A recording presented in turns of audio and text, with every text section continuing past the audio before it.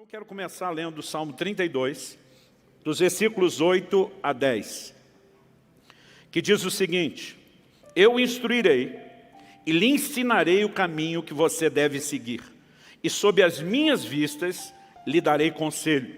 Não sejam como o cavalo ou a mula, que não têm entendimento, que são dominados com freios e cabrestos. Do contrário, não obedecem a você.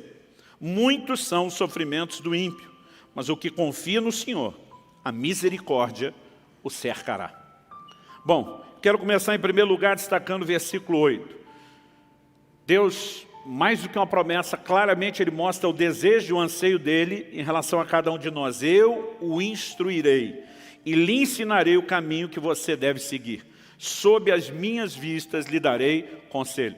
Uma das coisas que eu enfatizei semana passada foi que Deus não apenas prometeu um caminho, mas juntamente com a promessa de um caminho, o caminho santo, como Deus fala por boca do profeta Isaías, é que enquanto trilhássemos esse caminho, haveria uma voz atrás de nós dizendo: esse é o caminho, ande nele, não desvie para a direita, não desvie para a esquerda. Em outras palavras, Deus não apenas propõe um caminho, mas Ele oferece recursos para que a gente possa trilhar de forma bem-sucedida esse caminho. E nós precisamos entender que essa disposição de Deus de instruir, de ensinar, de dar conselho, é tanto uma promessa que externa a vontade dEle, como também uma provisão que já nos foi disponibilizada, principalmente na pessoa e na obra do Espírito Santo. Depois de falar do que Deus quer fazer, no versículo seguinte, o 9, no 8, Deus está falando do que Ele quer fazer. Eu vou instruir, eu vou ensinar, eu vou dar conselho. No 9, Deus fala a respeito da nossa interação com Ele. Ele diz: não sejam como o cavalo ou a mula, que não têm entendimento, que são dominados com freios e cabrestos. Do contrário, não obedecem a você. Talvez você nunca tinha percebido, mas Deus na sua palavra está dizendo: não seja burro. No sentido literal, né, de depender de um cabresto. Alguns de nós queremos viver mais ou menos assim: olha Deus, o negócio é o seguinte, eu estou saindo, se não é a sua vontade, o Senhor é que me pare. Deus está dizendo: não se comporte dessa forma. E diz: isso é o comportamento de um animal que não tem entendimento. Deus está dizendo: eu quero instruir você, tratando você como uma pessoa que tem entendimento. Em outras palavras, Deus está dizendo: eu não quero te conduzir à força, eu não quero impor, dominar ou controlar sua vida. Eu quero te dar instruções e conselhos. E cabe a você, tanto ser sensível para ouvir minha voz, como decidir se você irá ou não me obedecer.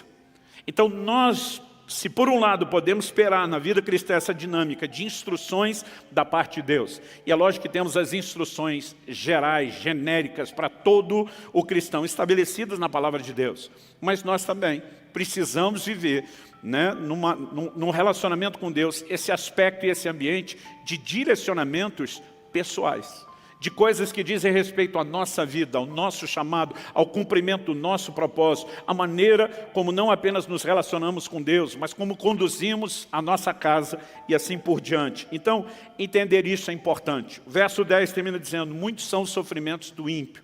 Para mim, está presumido aqui no contexto que justamente porque ele não vive o recurso de um Deus que ensina, que instrui, que dá conselho, ele acaba se dando mal. Mas a Bíblia diz: mas o que confia no Senhor, a misericórdia o cercará. Muitas vezes essas instruções e conselhos de Deus são expressões e manifestações da sua misericórdia para nos conduzir a viver algo melhor e para nos poupar de sofrimento. Então, o tema de hoje é guiados por Deus, né? Ou se tivesse que traduzir isso numa linguagem bem mais simples, como viver a liderança do Espírito Santo. Deus quer guiar a minha e a sua vida. E há uma diferença enorme, como eu disse, entre essa instrução gentil que Deus quer trazer e o controle à base do cabresto. Os resultados também que vamos experimentar na nossa vida vão depender da nossa atitude. Então, em primeiro lugar, eu quero fortalecer a ideia que já apresentei aqui do Salmo 32, 8, de que Deus quer nos guiar.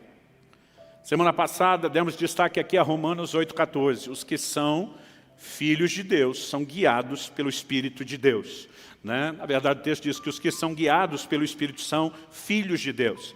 Nós vimos que um dos sentidos da palavra guiado significa ser tomado pela mão e conduzido até o destino final. É lógico que muito mais do que apenas um direcionamento profético, a liderança do Espírito Santo é para nos ajudar em toda a caminhada cristã. Às vezes Deus não quer apenas dizer o que é que nós temos que fazer, no sentido de operar um dom, de servir uma pessoa, mas de como devemos nos conduzir. Em outras palavras, Ele quer guiar a minha e a sua vida até que a gente complete essa carreira, até que a gente cruze aquela linha de chegada. E nós só precisamos entender que, de fato, esse é o interesse de Deus, é o anseio de Deus, é a vontade de Deus. Nenhum de nós deveria duvidar disso. Uma palavra profética que foi dada, Lucas capítulo 1, versículo 79, quando Zacarias, o sacerdote, o pai de João Batista, cheio do Espírito Santo, começa a anunciar aquilo que Deus faria. Ele diz em Lucas capítulo 1, verso 79. O 78, só para dar o pano de fundo, ele diz, pelo qual nos visitará o sol nascente das alturas. Ele está falando da vinda de Cristo que estava já na iminência de acontecer. Aí ele diz no verso 79, para iluminar os que jazem nas trevas e na sombra da morte, e para dirigir os nossos pés pelo caminho da paz. Deus deseja nos dirigir nesse caminho. Ele quer conduzir a nossa caminhada.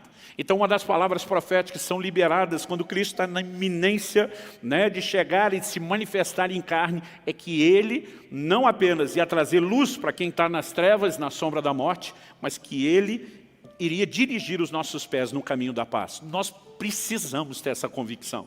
Isso não é apenas para um ou outro crente. Eu, quando garoto, me lembro de ouvindo homens, mulheres de Deus compartilhando experiência e eu pensando, pena que conosco, os meros mortais, isso não acontece. E durante muito tempo, eu fui escravizado por esse tipo de pensamento que me manteve longe de algo melhor que poderia estar sendo experimentado, até que fui convencido pelas Escrituras que Deus não faz acepção de pessoas. Eu não aceito a ideia de Deus ter um filho predileto, a menos seja eu. Aí eu posso abrir uma exceção. Então, cada vez que eu percebia Deus fazendo algo profundo na vida de alguém, aquilo me inspirava. Houve uma época em que eu me alegrava por ele e me entristecia por mim, dizendo, essas coisas não acontecem comigo. E houve um momento onde eu comecei a me alegrar pela pessoa e me inspirar. Se ele pode viver isso, eu não tenho que viver exatamente a mesma coisa, mas eu posso experimentar algo parecido. Nós precisamos crer que esses recursos estão disponíveis a cada um de nós. E antes de eu pedir para você dar um amém, prepara para dar um amém bom. Você pode dizer amém? Glória a Deus. Então vamos tentar entrar no caminho mais prático, como Deus guia. Em primeiro lugar, já mostramos que Deus não quer impor a sua vontade. Em Mateus, no capítulo 6, o Senhor Jesus, na chamada, na apelidada por nós mesmos, não pela Bíblia, a oração do Pai Nosso, Ele disse que nós devemos orar, seja feita a tua vontade, aqui na terra como é feita nos céus. Deus não impõe a sua vontade. Ele espera que haja rendição à sua vontade. Em outras palavras, Ele não deseja nos guiar como o homem guia o cavalo ou a mula à base de um cabresto. E Ele pede para a gente não se comportar como tal. Ele não apenas não vai fazer isso, mas Ele pede que a gente não age como se essa fosse a maneira dEle tratar e trabalhar conosco. No Getsêmani nós vemos Jesus dobrando os joelhos, Mateus 26, 39, nos mostra Ele dizendo, seja feita a tua vontade e não a minha. Toda a orientação bíblica mostra que o homem precisa se render à vontade de Deus. Tiago 4,15, ele diz, vocês estão dizendo, hoje ou amanhã, mudaremos a tal cidade, vamos fazer isso ou aquilo. Vocês tinham que dizer primeiro, se o Senhor quiser. Nós precisamos aprender a viver uma vida de rendição, de submissão à vontade de Deus. Isso é algo pelo qual oramos, mas não é apenas o clamor, é a atitude de rendição e submissão que permite que o Senhor possa nos dirigir. Muitas vezes nós já estamos tão teimosos, obstinados, determinados, que não damos espaço a Deus sequer para nos dirigir. Pastor Luciano, vamos logo para a parte prática. Como Deus nos dirige?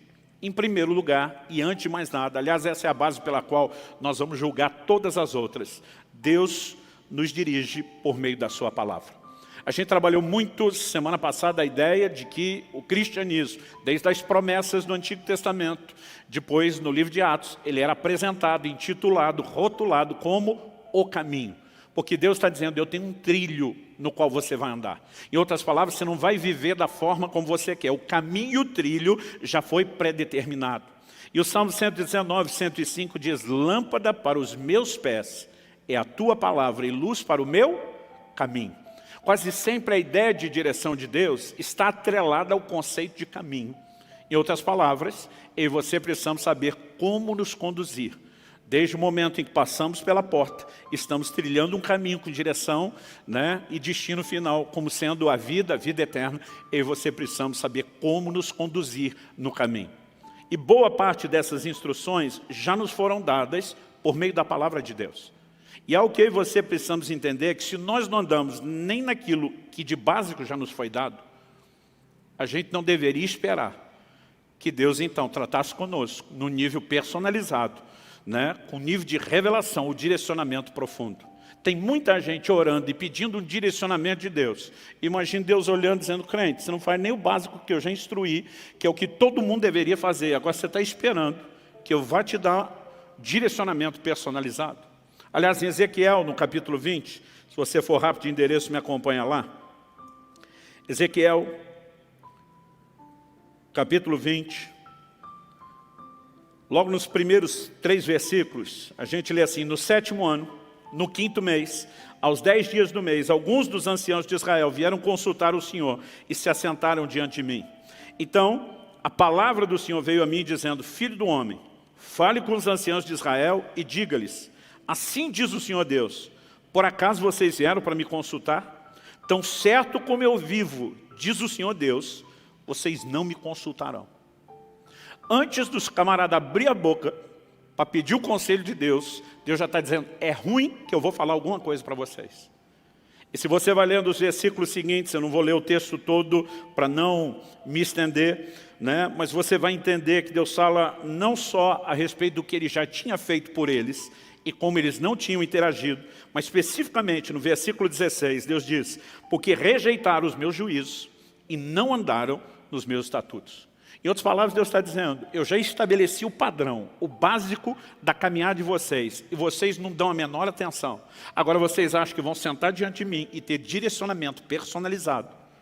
Ele está dizendo, é ruim que vocês vão passar para o próximo nível antes de ser fiel nesse primeiro. Aliás, algo que eu e você precisamos entender é a declaração de Jesus, quem é fiel no pouco, será fiel no muito. Quem é infiel no pouco, será infiel no muito. Não existe promoção para o próximo nível, enquanto eu e você não andamos em fidelidade nos primeiros níveis.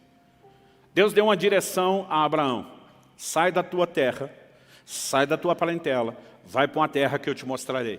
O Abraão faz quase tudo o que Deus falou, mas pega uma parte da parentela, Ló, um sobrinho. Que talvez ele tenha tido aquele coração paternal, né? Porque o pai do menino já havia morrido e ele decide levar Ló consigo. Enquanto Abraão não se separou de Ló, Deus não deu nenhum outro direcionamento. Se você observar o livro de Gênesis, Deus só volta a falar com Abraão depois que ele se separou de Ló. Eu entendo que Deus está olhando e dizendo, você não fez nem o que eu já falei e está esperando que eu fale as coisas do próximo nível. Então tem gente que me diz, pastor, estou empacado, não tem direção de Deus na minha vida. Eu digo, normalmente para as pessoas, se questione se você já está vivendo o direcionamento que Ele te deu. Seja aquilo que é claro na palavra ou alguma coisa que Ele já falou com você. Porque não há razão para que Deus silencie, a menos que a gente não esteja cooperando com Ele.